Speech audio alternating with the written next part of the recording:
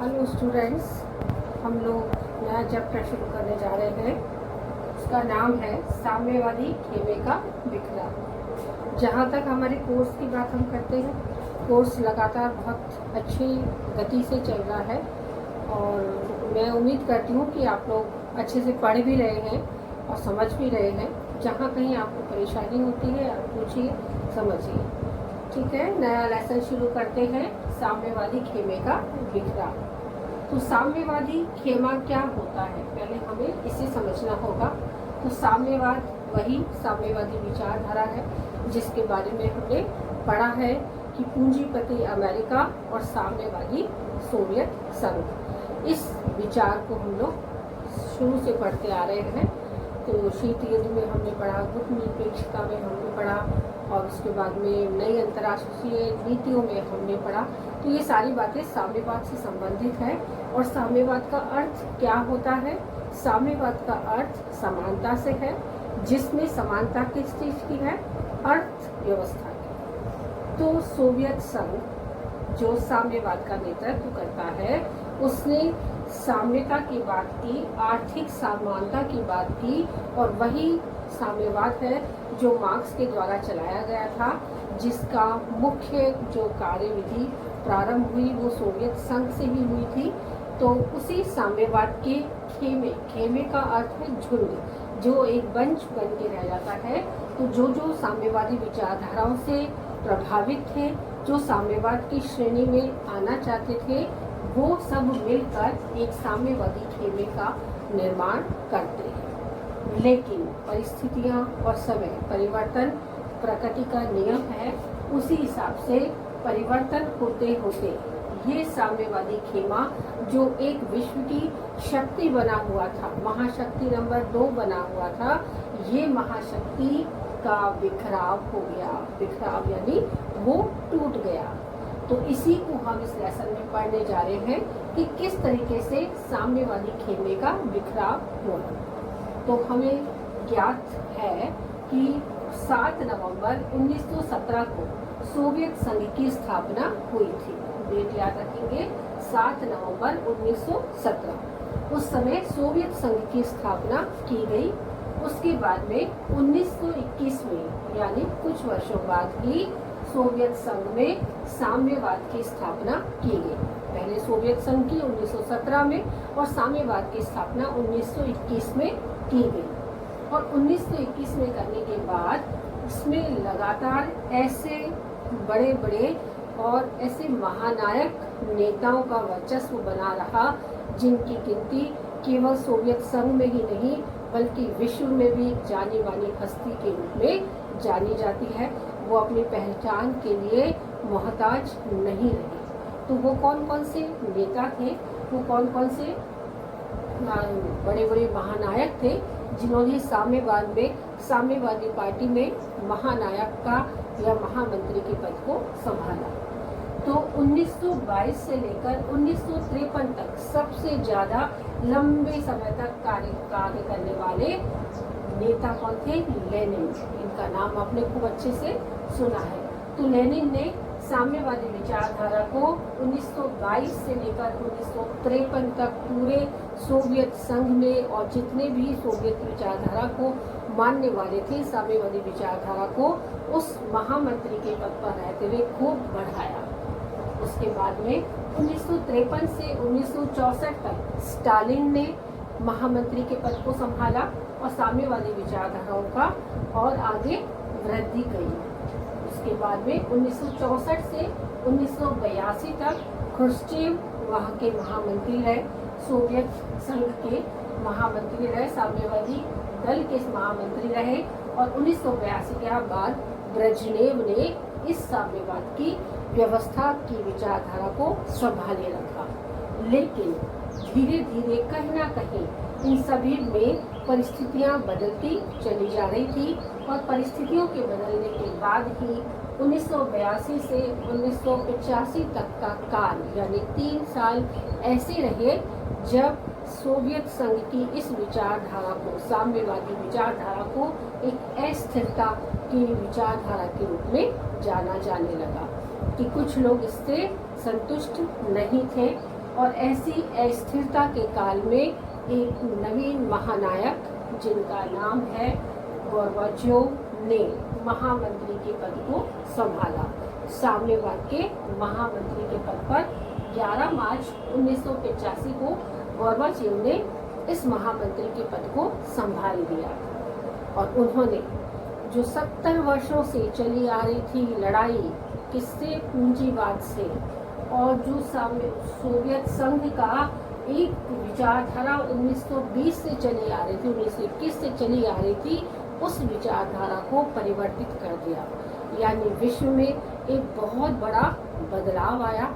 और ये हम पढ़ चुके हैं कि नवीन अंतर्राष्ट्रीय राजनीति में जो नवीन प्रवृत्तियां और मुद्दे कौन से रहे। तो प्रथम विश्व युद्ध के बाद बदलाव हुआ, द्वितीय विश्व युद्ध के बाद बदलाव हुआ, और तीसरा जो बदलाव हुआ था वो साम्यवादी खेमे के बिखराव के बाद हुआ था। ये वही समय है और इस बिखराव का पूरा श्रेय जाता है गोर्बाचेव को, जो गोर्बाचेव 11 मार्च 1985 को साम्यवाद की पार्टी के महामंत्री बने। लेकिन इन्होंने इस विचारधारा को बदल दिया और बदलाव में उन्होंने एक नवीन विचारधारा का जन्म दिया, नवीन विचारधारा को जन्म दिया और उसमें 3 मुख्य बातें जोड़ी। वो थी उस्कोरेनी, ग्लासनोस्ट और पेरेस्ट्रोइका। उस्कोरेनी का अर्थ होता है त्वरित, यानी कोई भी कार्यवाही होगी तो वह त्वरित होगी, तुरंत होगी। और उसके बाद में ग्लासनोस्ट का अर्थ ही होता है पारदर्शिता, की जो भी कार्यवाही होगी वो किस रूप में होगी, पारदर्शिता के रूप में होगी। जनता के से किसी भी बात को छुपाया नहीं जाएगा, पारदर्शिता।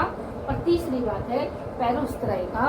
पेरेस्ट्रोइका का अर्थ होता है पुनः निर्माण किया जाएगा, ध्वस्त नहीं कर रहे हैं हम, उस विचारधारा को हटाकर एक नवीन विचारधारा उसकी जगह रख रहे हैं और वो थी पेरेस्ट्रोइका, यानी कि पुनः निर्माण। तो अब ये नवीन विचारधारा जो साम्यवादी विचारधारा का गढ़ था, वो गढ़ अब बिखराव की कगार पे था और उसने 70 वर्षों से जो साम्यवादी विचारधारा चली आ रही थी उस विचारधारा को बदल दिया और नवीन विचारधारा जो गोर्बाचेव के द्वारा चलाई गई, ग्लासनोस्ट, पेरेस्ट्रोइका और उस्कोरेनी, इस विचारधारा को मान लिया। और इस विचारधारा के बाद क्या परिवर्तन आया साम्यवाद में, विश्व में, और इन नीतियों से क्या क्या चेंजेस आए, ये क्या करना चाहते थे, इसी के बारे में अब हम आगे बढ़ेंगे।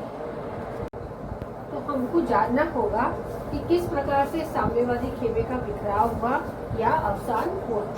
तो हमें इतिहास की तरफ देखना होगा। तो हमें ज्ञात होता है कि 11 नवंबर 1989 को हंगरी में साम्यवाद का अंत हो गया।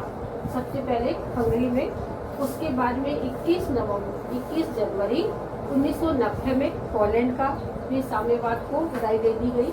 उसके बाद में 18 मार्च 1990 को पूर्वी जर्मनी में साम्यवाद को कब्र में गाड़ दिया गया और 23 मार्च 1990 को रोमानिया में और 11 जून 1990 को चेकोस्लोवाकिया में। इस प्रकार से सभी जगह धीरे धीरे साम्यवाद का अंत होता चला गया।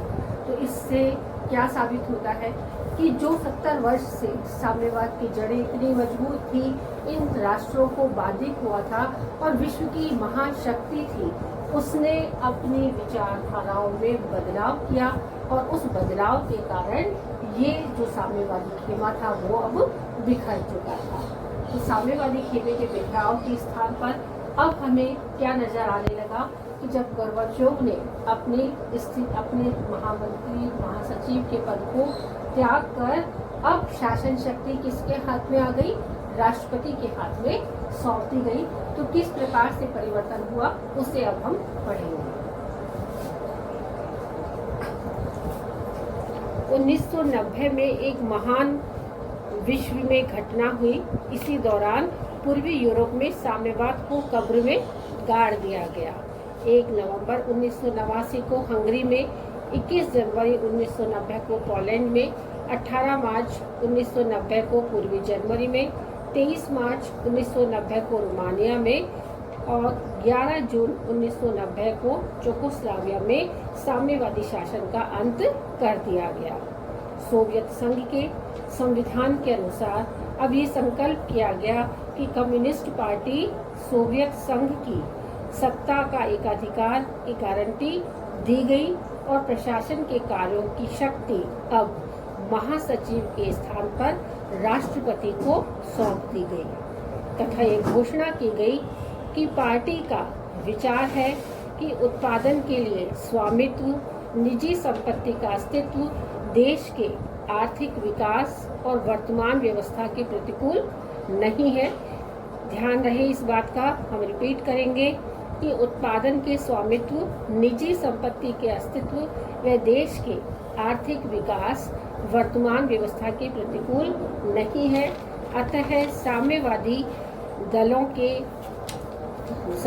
दलों ने निर्णय लिया कि अब बहुदलीय व्यवस्था, स्वतंत्र निर्वाचन, बाजारों उन्मुख अर्थव्यवस्था अपनाने से पूर्वी यूरोप में और सोवियत गणराज्यों में प्रगति और स्वतंत्रता की बहार आ गई और इसी वजह से अब इस व्यवस्था का अंत कर दिया गया। जैसे हम जानते हैं कि गोर्बाचोव ने इस व्यवस्था का सूत्रपात किया और इस व्यवस्था के सूत्रपात से उनकी नीतियाँ क्या रही तो उसको हम पढ़ चुके हैं कि उनकी नीतियाँ थी उस्कोरेनी, पेरोस्त्राइका और ग्लासनोस्त उनकी नीति रही। तो अब हमको जानना होगा कि गोर्बाचोव के बारे में। इनका पूरा नाम मिखाइल गोर्बाचोव था, जो 11 मार्च 1985 को सोवियत संघ का नेतृत्व इन्होंने ग्रहण किया था। इसी के साथ सोवियत साम्यवादी इतिहास का एक नया अध्याय शुरू हुआ था। गोर्बाचोव ने रूस की आर्थिक दशा में सुधार हेतु साम्यवाद को सकारात्मक दृष्टि से मजबूत बनाने, उसकी विशिष्ट नीति की घोषणा की तथा उस्कोरेनी, जिसका अर्थ होता है त्वरित, ग्लासनोस्त, जिसका अर्थ होता है पारदर्शिता, और पेरोस्त्राइका, जिसका अर्थ होता है पुनः निर्माण, को अब जाना जाने लगा।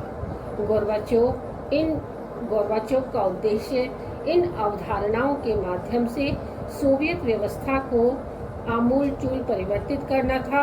उनकी कोशिशें थी कि नवीन परिवर्तन बनकर नए आधारों पर प्रारंभ किया जाए और इन्हीं परिवर्तनों से सोवियत क्रांति के आगमन का प्रतीक माना जाता है। तो इस तरीके से हम देखते हैं कि गोर्बाचोव की जो नीतियाँ थी वो बहुत ही अच्छी नीतियाँ थी और उन्हीं नीतियों के माध्यम से सिर्फ सोवियत संघ ने ही नहीं बल्कि साम्यवादी खेमे ने भी उनकी विचारधाराओं को अपना लिया था। अब हम पढ़ेंगे बारी बारी से कि उस्कोरेनी क्या है।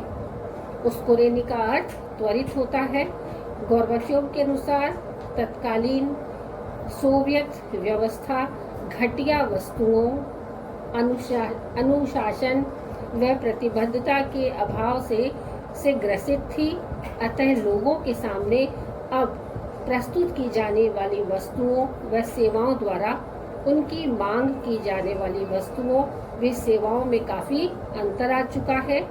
अतः अब उस्कोरेनी अर्थव्यवस्था से इस ढांचे को परिवर्तित करने की अत्यंत आवश्यकता है, जिससे लोगों को आवश्यक संतुष्टि, अधिक गतिशीलता व समाज बाजारोन्मुख कार्यकुशलता शीघ्रता से प्राप्त हो जाए। उन्होंने इस व्यवस्था को अधिक संसाधनों के इस्तेमाल की अपेक्षा अधिक कार्यकुशलता से वृद्धि करने के लिए बढ़ाया गया था। तो इस प्रकार से हम देख सकते हैं कि उस्कोरेनी के माध्यम से जिसका अर्थ क्या होता है त्वरित, उस्कोरेनी के माध्यम से गोर्बाचोव ने हमेशा के लिए क्या नई व्यवस्था शुरू की कि उत्पादन का स्वामित्व किसके हाथ में हो, निजी हाथों में हो और निजी संपत्ति का अस्तित्व बना रहे। कहीं भी आर्थिक विकास की ये प्रतिकूल व्यवस्था नहीं है।